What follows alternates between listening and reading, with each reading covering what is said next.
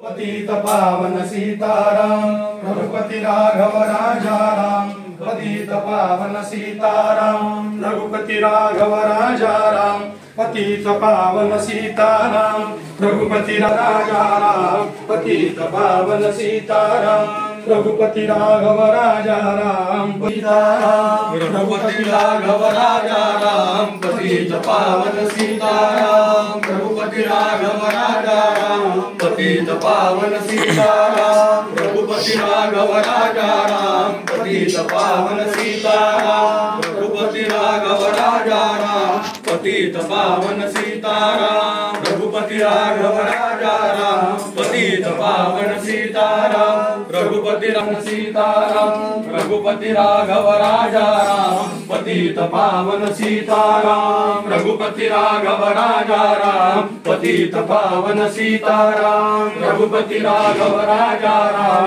पतित पावन सीताराम रघुपति राघव राजा राम। पतित पावन सीताराम पतित पावन सीताराम रघुपति राघव राजा राम।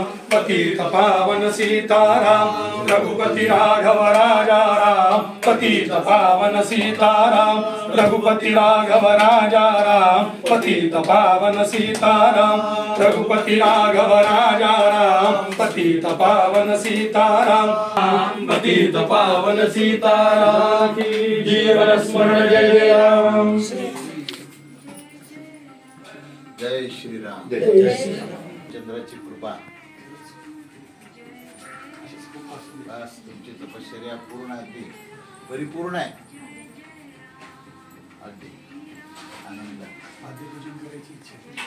देवीं वाचमजनयं तदेवास्तां विश्वरूपा पशवो वदन्ति सानो मन्द्रेशमूर्षन्धुहा नाधेनुर्भागस्मानुपदुष्टदैतो संसृष्टं धनमुभयं समाकृतमस्मभ्यं दत्तां वरुणस्य मन्योः धियन्दर्हा नारथो यशुशत्रभः पराजितासो अपनिधयन्ताम्. शान्तिरन्तरिक्षग्नो शान्ति पृथिवी शान्तिरापः शान्तिरोगदयः शान्ति भारतवरयः शान्तिर्पृथिवी देवाः शान्तिर्ब्रह्म शान्ति सर्वज्ञो शान्ति शान्तिरेव शान्ति सा वा शान्तिरिति. शान्तिर्भवतु मातृदेवो भव पितृदेवो भव आचार्यदेवो भव अतिथिदेवो भव सर्वेभ्यो देवेभ्यो नमः सर्वेभ्यो ब्राह्मणेभ्यो नमो नमः. काले निर्विघ्नमस्तु विनायकं गुरुं भानुं ब्रह्मा विष्णु महेश्वरा सरस्वतीं नृणं व्याधो सर्वकार्यार्थसिद्धये माधवं दुण्डिं दण्डपाणिं च भैरवं वन्दे काशीं गङ्गा भवानी मणिकर्णिका रामोपहर्तारं दातारं सर्वसं लोकाभिरामं श्रीरामं भूयो भूयो नमाम्यहम्. गुरुर्विष्णु गुरुर्देवो महेश्वर गुरु साक्षात् परब्रह्म तस्मै श्री गुरवे नमः. उमामेश्वराभ्यां नमः चन्द्राभ्यां नमः इष्टदेवताभ्यो नमः ग्रामदेवताभ्यो नमः वासुदेवताभ्यो नमः सर्वेभ्यो देवेभ्यो नमः सर्वेभ्यो ब्राह्मणेभ्यो नमो नमः. नक्षत्रं विष्णुरेव च योगश्च गणं चैव सर्वविष्णुं मयं जगत् एवं ग्रहविशेषं विशिष्टायां शुभनिर्दो. अखिल भक्तजनानां सद्बुद्धि सद्विचार सदाचरण अखंड भगवत भक्ति नाम स्मरण प्राप्ति हेतवे सद्गुरुनाथ देवता प्रीत्यर्थे यथाशक्ति पाद्य पूजनं च करिष्ये. गणपति स्मरणं च करिष्ये. वक्रतुण्ड महाकाय सूर्यकोटि समप्रभ निर्विघ्नं कुरु मे देव सर्वकार्येषु सर्वदा. त्वया धृता लोका देवी त्वं विष्णुनाथ त्वञ्चदारे मां देवी पवित्रं गुरुजातनाम्. नमस्कारं ये कुर्वन्ति दिने जन्मान्तरसहस्रेषु दारिद्र्यमनोपजायते कल्याणं आरोग्यं धनसम्पदां शत्रुबुद्धि विनाशाय दीपज्योति नमोस्तुते. यमुने चैव गोदावरी सरस्वती नर्मदा सिन्धु कावेरी जलेऽस्मिन् सरितं कुरु. प्रार्थनापूर्वक नमस्कारं करोमि यानेन पूजनाख्येन कर्मणः कर्मारीश प्रियतान् नमः. जयाचा जनी जन्मनामार्तदाला जयाने सदा वासनामातकेला जया चामुखी सर्वदा नाम कीर्ति नमस्कार द्या ब्रह्म चैतन्यमूर्ति ब्रह्मानन्दं परमसुखदं केवलं ज्ञानमूर्तिं द्वन्द्वातीतं गगनसदृशं तत्त्वमस्यादिलक्ष्यम् एकं नित्यं विमलवचनं सर्वधी साक्षिभूतं भावातीतं त्रिगुणरहितं सद्गुरुं तन्नमामि.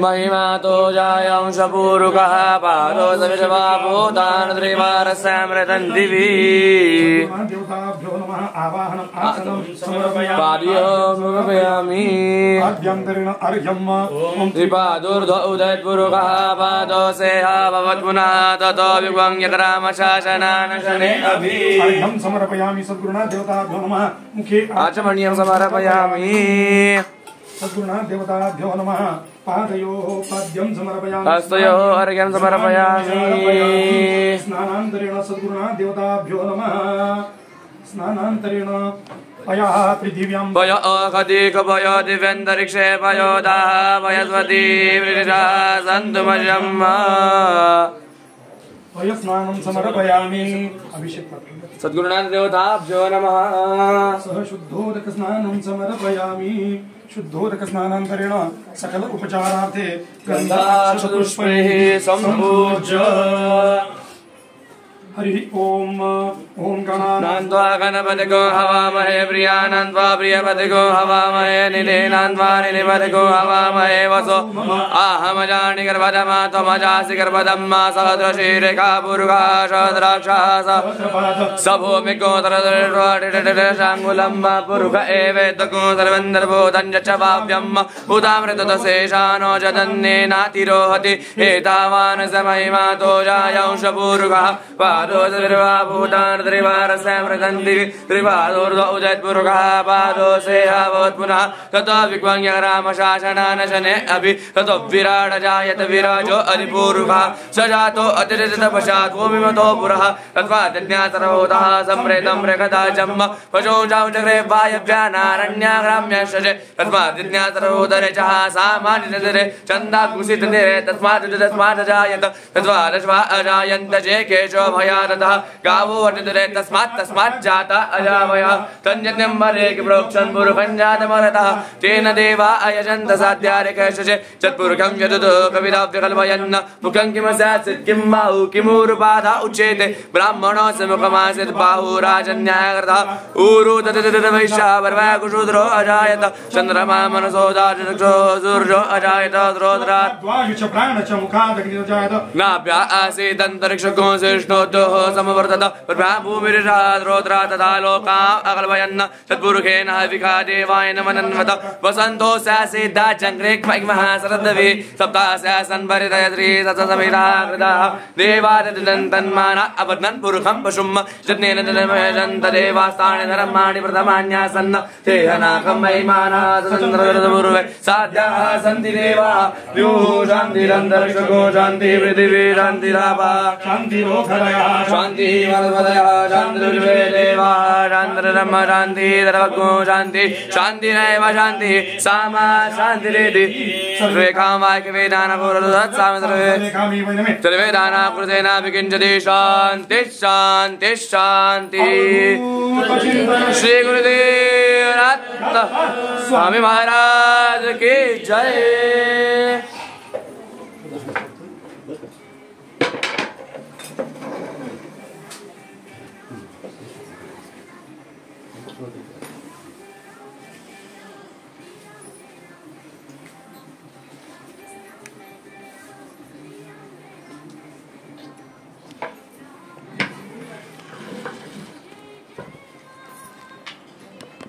ओम वसो पवित्रमशिषतधारं वसो पवित्रमशिषोत्रधारं देवर्वासविता पुनातु वसो पवित्रेण शतधारेण दत्वा कामदुक्षः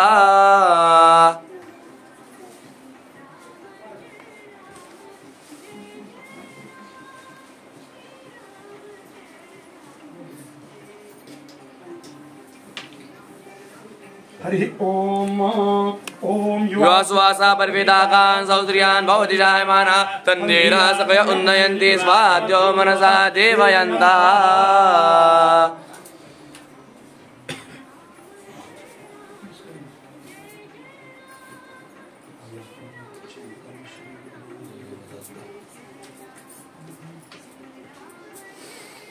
श्री अनंत कोटि ब्रह्मांड नायक राजाधिराज निरानंद सद्गुरु श्री ब्रह्म चैतन्य महाराज की जय।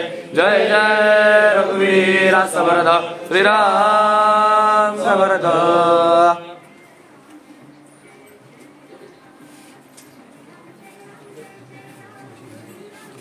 त्वां गन्धर्वा अकर्ण स्वामिन्द्र स्वां बृहस्पति त्वामोखजे सोमो राजा विर्वाण्यक्ष्मादमुच्यत। सद्गुरुनाथ देवताभ्यो नमः। हरिद्राम कुंकुम नाना परिमल द्रव्याणि समर्पयामि। अभिर्गुलालं समर्पयामि कालधोतु पुष्पं समर्पयामि। सद्गुरुनाथ देवताभ्यो नमः। ऋतुकारो भवतु पुष्पं समर्पयामि। धूपमग्रापयामि दीपं दर्शयामि आसादित नैवेद्यम्। प्राणाय स्वाहा मानाय स्वाहा व्यानाय स्वाहा उदानाय स्वाहा समानाय स्वाहा ब्रह्मणे नमः। नैवेद्यं समर्पयामि। सद्गुरुनाथ देवताभ्यो नमः। नैवेद्यं समर्पयामि। सद्गुरुनाथ देवताभ्यो नमः। हस्त प्रक्षालनं समर्पयामि। मुख प्रक्षालनं समर्पयामि। सद्गुरुनाथ देवताभ्यो नमः। करोदवर्तनार्थे चन्दनं समर्पयामि। सद्गुरुनाथ देवताभ्यो नमः। करोदवर्तनार्थे चन्दनं समर्पयामि। बलिनेरजा अपला अपक्वाजा शुभग्विनेः बृहस्पति प्रसूतास्तानो मुञ्चन्त कुमसा।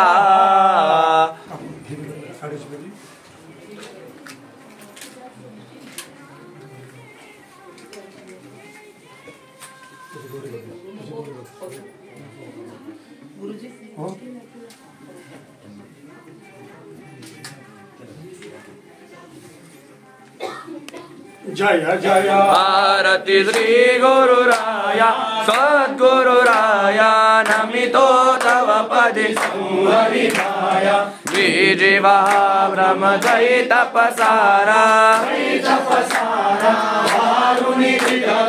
अद्वैत सारा। जय जय आरती सद्गुरुराया नमितो तव पदे संवरि माया। परम परात्पर चिन्मय खानी शतमुख सविता मंदलिवानी। जय जय आरती श्री गुरुराया सद्गुरुराया नमितो तव पदे संवरि माया। जगत जीवन प्रभु मंगल धामा नाम रूपातीत तू अभिरामा। जय जय आरती गुरुराया सद्गुरुराया नमितो तव पदे संवरि माया।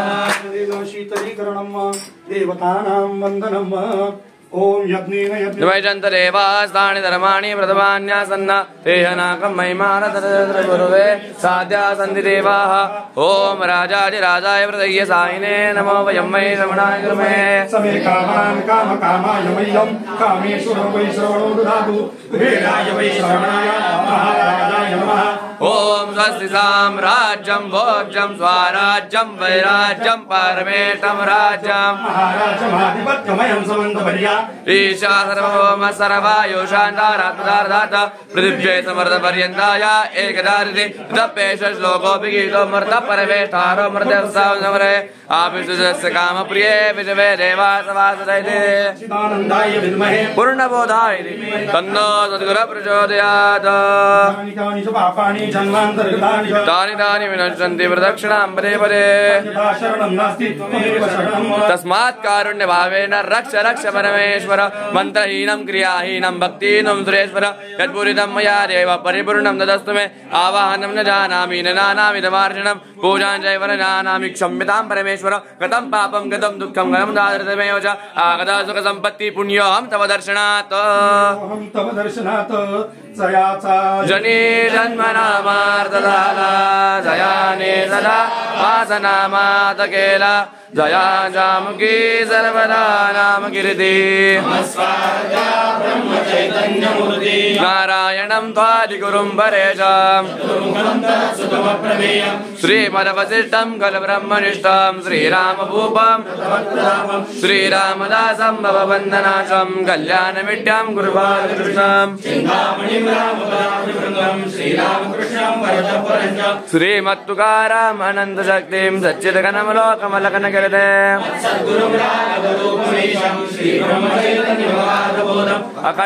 अखण्डनामामृतपाणुद्रप्तं दयाणमं पावितशिष्यवृन्दम् अखण्डभक्त्याहमानन्दसागरं जय जय श्री सच्चिदानन्द सद्गुरुनाथ महाराज की जय जय जय रघुवीर समर्थ श्रीराम समर्थ।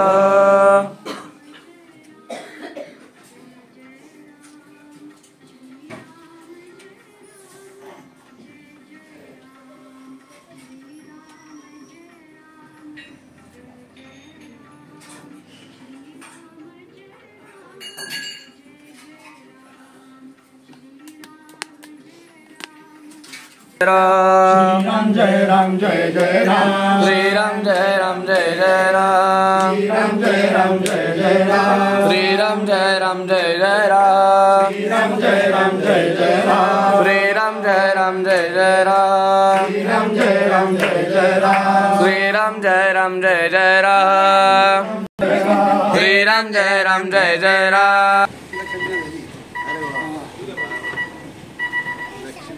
रघुपति राघव राजा राम पतित पावन सीताराम रघुपति राघव राजा राम पतित पावन सीताराम रघुपति राघव राजा राम पतित पावन सीताराम रघुपति राघव राजा राम पतित पावन सीताराम रघुपति राघव राजा राम पतित पावन सीताराम रघुपति राघव राजा राम पतित पावन सीताराम रघुपति राघव राजा राम पतित पावन सीताराम रघुपति राघव राजा राम पतित पावन सीताराम रघुपति राघव राजा राम पतित पावन सीताराम रघुपति राघव राजा राम पतित पावन सीताराम रघुपति राघव राजा राम पतित पावन सीताराम रघुपति राघव राजा राम पतित पावन सीताराम रघुपति राघव राजा राम पतित पावन सीताराम रघुपति राघव राजा राम पतित पावन सीताराम रघुपति राघव राजा राम पतित पावन सीताराम रघुपति राघव राजा राम पतित पावन सीताराम रघुपति राघव राजा राम पतित पावन सीताराम रघुपति राघव राजा राम पतित पावन सीताराम पतित पावन सीताराम रघुपति राघव राजा राम पतित पावन सीताराम रघुपति राघव राजा राम पतित पावन सीताराम रघुपति राघव राजा राम पतित पावन सीताराम रघुपति राघव राजा राम पतित पावन सीताराम रघुपति राघव राजा राम पतित पावन सीताराम रघुपति राघव राजा राम पतित पावन सीताराम रघुपति राघव राजा राम पतित पावन सीताराम रघुपति राघव राजा राम पतित पावन सीताराम रघुपति राघव राजा राम पतित पावन सीताराम रघुपति राघव राजा राम पतित पावन सीताराम रघुपति राघव राजा राम पतित पावन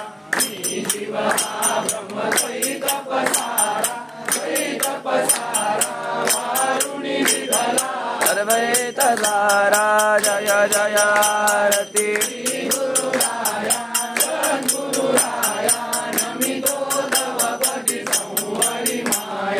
परम परात्पर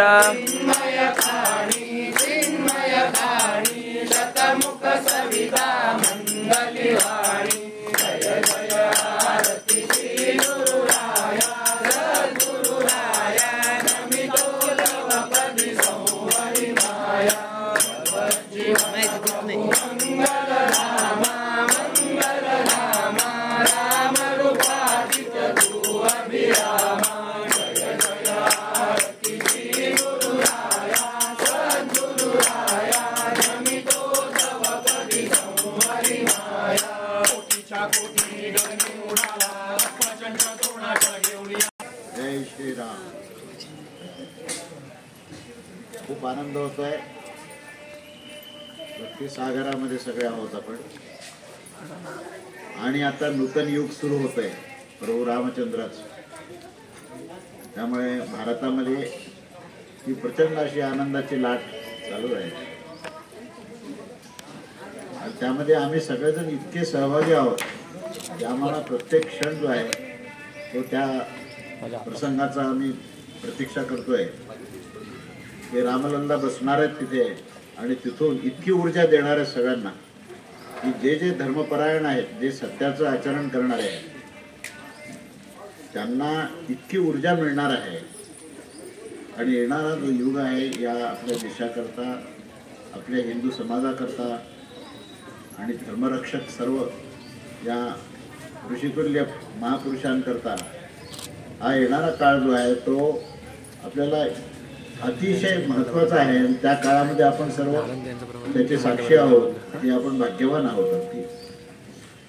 आणि आजचा प्रसंग माझं निमित्त आहे, पण खरं जे सत्कार आहे तो त्या धर्माचा आहे, त्या वेदशास्त्राचा आहे आणि ब्रह्मचैतन्य गोंदवलेकर महाराजांचं आहे.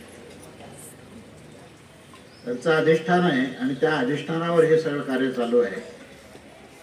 आणि गुरुजींचं कौतुक जेवढं करावं तेवढं थोडंच आहे की त्यांनी हे अत्यंत कष्टाने हे कार्य उभं केलं आहे, सर्व भक्तांना एकत्रित केलं. आणि हे नामस्मरणाचं जे महत्त्व जे ब्रह्मचैतन्य महाराजांनी सांगितलं तर तेच कार्य त्यांनी पुढे अगदी उचलून धरलं आहे. सर्व भक्तांमध्ये ती ऊर्जा मला दिसली. अगदी आत्ताचा जो प्रसंग आहे त्याच्यामध्ये सप्तऋषी स्पष्ट दिसले, 4 ब्राह्मण दिसले. आणि जिथे जिथे भक्ती आहे, ज्या ज्या ठिकाणी भगवत भाव आहे त्यालाच भागवत असं म्हणतात. त्या भगवत भावाचं जिथे स्थान आहे तिथे सर्व ऋषी हे आवर्जून येतातच. त्यांची ऊर्जा ही अतिशय जाणवली. आणि हे कार्य जे उभं केलेलं आहे त्याचं शब्दात कौतुक करता येणार नाही, शब्दातीत आहे, भाव अवस्था येते. आणि हे कार्य जे उभं केलं त्यामध्ये मला जितकं सहभागी होता येईल याच्या पुढे तो मी प्रयत्न करणार आहे की जेणेकरून हे कार्य पुष्कळ वाढेल. आणि प्रभू रामचंद्राचं कार्य रामदास स्वामींनी महाराष्ट्रामध्ये प्रारंभ केलं, त्याच्या आधी पण पुष्कळ परंपरा आहे. शक्तीचं वर्धन व्हावं. त्यानंतर मारुतीरायाचं सुद्धा या ठिकाणी महत्त्व त्यांनी प्रस्थापित केलं. आणि त्याच्यानंतर ब्रह्मचैतन्य गोंदवलेकर महाराजांनी त्याच कार्याला पुढे नेलेलं आहे की नामसाधनेचं त्यांनी अतिशय महत्त्व सांगितलं आहे. आणि त्यांचे जे प्रवचन आहेत ते अतिशय प्रेरक आहेत, प्रेरणा देणारे आहेत. तेव्हा प्रभू रामचंद्राचं नाम याच्यामध्ये सर्व साधना ह्या विलीन होतात. कोणत्याही पंथाचा असो, कोणत्याही साधना मार्ग असो, त्या सगळे मार्ग जे आहेत ते प्रभू रामचंद्राच्या नामामध्येच आहेत. एकदा रामकृष्ण परमहंसांकडे एक सत्पुरुष आले होते. रामकृष्ण परमहंस म्हणाले, मला फक्त भक्ती माहिती आहे पण माझ्याकडे ज्ञान नाही आहे आणि मला कर्मकांडही कळत नाही. तर तुम्ही मला हे जे वेदाचं ज्ञान आहे ते थोडक्यात तुम्ही सांगू शकाल का, असं त्यांनी प्रश्न विचारला. त्यांनी सांगितलं, एक कागद घेऊन या. ते म्हणाले, कागदावर तुम्ही हे ज्ञान कसं लिहिणार? ते म्हणाले, तुम्ही घेऊन या, आम्ही सांगतो. कागद आणला, लेखणी आणली, कागदावर लिहिला श्रीराम. ते म्हणाले, सर्व वेद जे आहेत ते ह्या श्रीराम नामामध्ये आहेत. तेव्हा रामकृष्ण परमहंसांना इतका आनंद झाला आणि ते म्हणाले की आम्ही योग्य मार्गावर आहोत याची आम्हाला पावती मिळाली. म्हणजे हे नाम काय आहे नेमकं, की ज्या नामामध्ये इतकं सामर्थ्य आहे, ज्या नामाचा पुरस्कार त्या सर्व संतांनी केला. हरिपाठ काय आहेत, ते हरिपाठाचा सुद्धा विषय हा नामसंकीर्तनाचाच विषय आहे. तेव्हा हे नाम नेमकं काय आहे, त्याच्या पाठीमागे काय सिद्धांत आहे. स्वामी समर्थाने माझ्या मुखातून 4 वाणीत नामसिद्धी याच्यावर 50 प्रवचन माझ्या मुखातून त्यांनी आविष्कृत केले. आणि त्याच्यामध्ये सुद्धा त्यांनी सांगितलं की ह्या 4 वाणीचं नाम सिद्ध करायची म्हणजे हे त्रिदेह आणि चौथा जो महाकारण देह आहे, ह्या 4ही देहामध्ये ज्यावेळेस नाम सिद्ध होईल तेव्हा नाम घेणारा आणि नामी हा अभिन्न होईल. त्याचं वेगळेपण त्याचं राहणारच नाही. आणि तिथेही आधार नाम साधना योग या विषयामध्ये स्वामी समर्थांनी मांडला आहे. म्हणजे याच्यावर कुठलाही तुम्ही पंथ घ्या, कोणताही संप्रदाय घ्या, कोणत्याही संतांचं चरित्र पहा, सगळे एकमताने घोष करतात की नाम हेच अंतिम आहे आणि नाम हीच सुरुवात आहे. प्रश्न काय आहे की आमचं समर्पण किती आहे, आम्ही नाम कोणत्या वाणीत घेतो. आम्ही वैखरीत नाम जर घेतलं तर बाकीच्या उरलेल्या ज्या वाणी आहेत ना त्या म्हणतात अरे हे नाम माझ्यापर्यंत केव्हा पोहोचवणार, तुम्ही नाही पोहोचवणार. तर मन जे आहे चिंताग्रस्त होतं. इकडे श्रीराम जय राम जय जय राम हे मणी ओढतायत आणि त्याच्याच बरोबर कसं होईल, काय होईल, बरोबर होईल का नाही होईल, श्रीराम जय राम जय जय राम. म्हणजे मन माझं धावतंय कुठेतरी. आणि म्हणून मनाचे श्लोक लिहावे लागले ना. त्या मनाला सुद्धा सांगितलं सज्जन नसताना सुद्धा मना सज्जना असं म्हणाले. रामदास स्वामींना माहित होतं की सगळ्यात खोडकर काय असेल तर हे मन आहे. पण आपण लहान बाळाला शिकवतात, काही समजून सांगायचं काय म्हणतो, बाळा शहाणा आहेस ना तू. म्हणजे त्या मनाला सुद्धा सज्जन म्हणून त्याने भक्तिपंथाला नेलं त्यांनी. आणि त्या भक्तिपंथाला नेताना शेवटी सांगितलं प्रभू रामचंद्राचं नाम. म्हणजे तिथेही जो निष्कर्ष आहे ना तो नामसाधनेचाच निष्कर्ष रामदास स्वामींनी केला. त्याचीच परंपरा पुढे सर्व संतांनी केली. त्याच्या आधी ज्ञानेश्वर माऊलींनी हरिपाठ लिहिला आणि हरिमुखे म्हणा हरिमुखे म्हणा पुण्याची गणना कोण करील. त्याही ठिकाणी पुरस्कार नामसाधनेचाच केलेला आहे. आणि हे जे रामनाम आहे ना, हे रामनाम जे आहे याचं काय वैशिष्ट्य आहे, त्याच्यातली ऊर्जा कुठून येते आणि याच्याने आपलं संबंध, आपला उद्धार कसा होतोय, हे जर आपल्या केवळ मनाच्या स्थितीत नव्हे तर बुद्धीमध्ये सुद्धा जर हे प्रस्थापित झालं. कारण मनुष्य काय आहे की मनामध्ये काही वेळ ठेवतो पण बुद्धी मात्र त्याची ऐकत नाही. आणि बुद्धी आणि मनाचा संघर्ष जेव्हा होतो तेव्हा बुद्धी म्हणते ठीक आहे, आता तू म्हणालास, आता चल पुढे व्यवहाराला लाग. आता तुझा व्यवहार काय तुझं सुटलाय का, किती वेळ नाम घेणार आहेस तू. म्हणजे बुद्धी त्याला विरोध करत असते, नकळतपणे विरोध करत असते. कारण त्या बुद्धीमध्ये अहंकार बसलेला आहे. आणि मला धन हवं, मला ऐश्वर्य हवं, मला भोग हवं, मला लौकिकता पाहिजे, अशा प्रकारची ही जी काही आवश्यकता वाटते ती बुद्धीला वाटते. मन म्हणतं असं नको करू.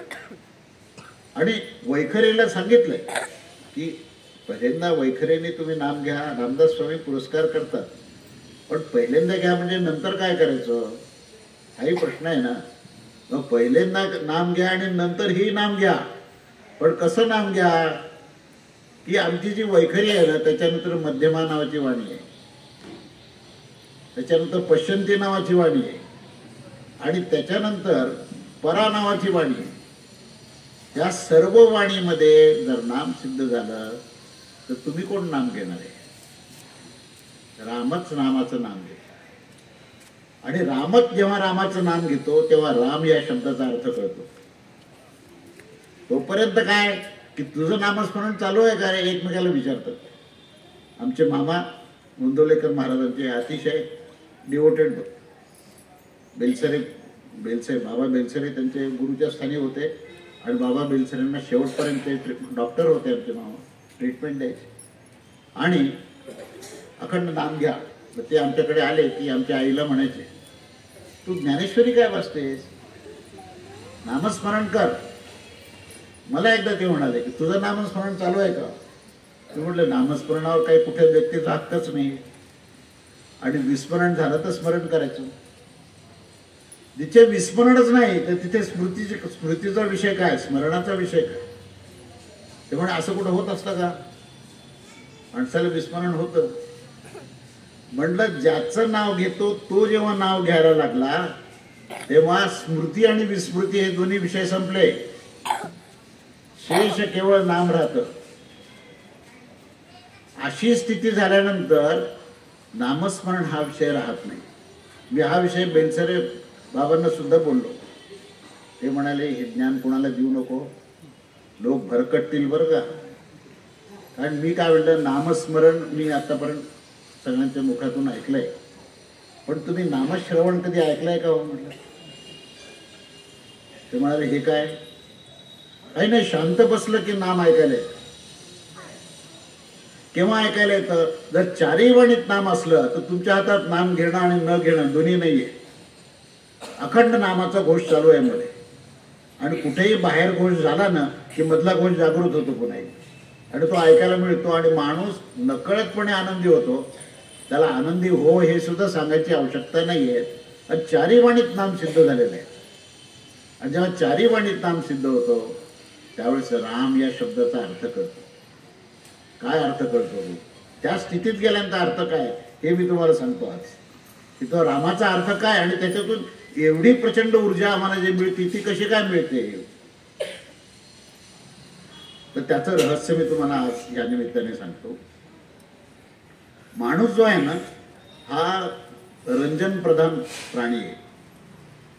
कोणत्याही पद्धतीने त्याचं रंजन पहिले तर देहरंजनच आहे, किंवा चांगलं चांगलं खायला मिळावं, सगळ्या प्रकारचे देहाचे लाड पुरावे, हा देहरंजनापासून त्याचं जीवन सुरू होतं. मग नंतर काय होतं की थोडंसं मनोरंजन पाहिजे, एंटरटेनमेंट इंडस्ट्री, रंजनाचा दुसरा टप्पा सुरू होतो. आणि मग मनोरंजन, मग आपण टी व्ही पाहतो, सिनेमा पाहतो, नाटक पाहतो. हे सगळं का बरं पाहायचं? नाही, मनाला थोडासा विरंगुळा पाहिजे. जे विरंगुळाचा शोध घेत असतात त्यांना मनोरंजनाची आवश्यकता असते. म्हणून ते मनोरंजन करण्याचा प्रयत्न करतात. त्याच्या थोड्या वरच्या लेवलचे अजून त्यांना बुद्धिरंजन पाहिजे असते. काहीतरी तर्क, खंडन झालं की त्यांना वाटतं की आपण आध्यात्मिक क्षेत्रामध्ये आता प्रवेश केलेला असं त्यांना वाटत असतं. हे काहीतरी तुम्ही मांडा की तुमचा पंथ श्रेष्ठ का आमचा पंथ श्रेष्ठ, याच्यावर भरपूर चर्चा होते. मग द्वैतवाद बरोबर आहे का अद्वैतवाद बरोबर आहे, शंकराचार्य बरोबर आहेत का मध्वाचार्य, म्हणजे अजून ते श्रेष्ठ झाले. या विषयावर बोलायला लागले ना की त्यांना रंजन होतं. त्यात हा रंजनाचा विषय, म्हणजे मनोरंजनातून बुद्धिरंजनात गेले. आणि मग काही जे साधना करणारे किंवा काही सिद्ध पुरुष जे आहेत ते नेहमी ध्यानस्थ बसलेले असतात, ध्यान लावलेलं असतं आणि तिथं त्यांना आत्मरंजन मिळतं. म्हणजे हे किती टप्पे झाले? देहरंजन, मनोरंजन, बुद्धिरंजन आणि आत्मरंजन. थोडक्यात काय, हे रंजन प्रधानता सगळी आहे. मग स्तर जो आहे त्या 4 प्रकारच्या स्तराच्या माणसाला हे विविध स्तरावरचं रंजन त्याला पाहिजे असतं. इथे राम मिळाला का? इथे राम नाही मिळाला. याच्याही पलीकडचं जे क्षेत्र आहे तिथे राम आहे. ज्या ठिकाणी मन जे आहे ते अमन झालं, पूर्ण नमन झालं, मनाचं विलिनीकरण झालं, तिथे राम आहे. ज्या ठिकाणी बुद्धीचा तर्क थांबला आणि बुद्धी विलीन झाली आणि जिथे अहम ममत्व जे आहे ते संपूर्ण शून्यवत झालं, तिथे राम सुरू झाला. म्हणून या ठिकाणी कुठल्याही प्रकारचं जिथे रंजन नाही त्या अवस्थेला म्हटले निरंजन. ती निरंजन स्थिती जी आहे ती एकरूपता आहे. आणि ती एकरूपता जिथे झाली तिथे राम आहे. रामापासून जोपर्यंत भेद आहे ना तोपर्यंत रामाची प्राप्ती नाही. प्रारंभ वैखरीपासून करा पण तिथे थांबू नका. आपलं मन जे आहे ना त्याला रामाला देऊन टाका. मन समर्पित करा. माझ्या मनाला जे जे काही आवडतं ना तिथे तिथे रामाची कल्पना करा. तिथे रामच आहे. मला का आवडलं ही वस्तू, त्याचं मूळ कारण शोधून काढा. कारण इथे राम आहे. मारुती रायाचं तुम्ही जर पाहिलं पूर्ण चरित्र, तर सीतामाईने त्याला मोत्याची माळ दिली आणि सांगितले हे सर्वात मौल्यवान आहे बरं काय, गळ्यात घाल. तर ते काय केलं त्यांनी, एक एक मोती जो आहे तो तोंडाने तोडून पाहायला लागला आणि मग फोडून पाहतोय मध्ये काय, पुन्हा फेकून देतो. त्या माईला किती वाईट वाटत असेल. काय करतोयस तू, इतकी तुला मौल्यवान माळ दिली आणि तू हे एक एक दाणं फोडतोच कशा करता. नाही, मी रामाचा शोध घेतोय. जिथे राम नाहीये त्याचा मी स्वीकार करू शकत. मनाने इतका राममय झालेला आहे की त्या ठिकाणी मन वेगळं राहिलंच नाही. नंतर तर्क, बुद्धी म्हणजे काय हो, बुद्धी म्हणजे तर्क. त्यात विवेक जर मध्ये आला तर बुद्धीची प्रगल्भता होईल. अन्यथा बुद्धी म्हणजे अहंकाराचंच एक रूप आहे की मला असं वाटलं, मला असं पटलं, आता मी ह्याचा स्वीकार करतो, मला हे पटलं नाही, ही बुद्धी आहे. आणि बुद्धीवरचा जो संघर्ष असतो की नाही, तर तो संघर्ष हा मतभेद व्यक्त करण्याकरताच जणू काही बुद्धी आहे.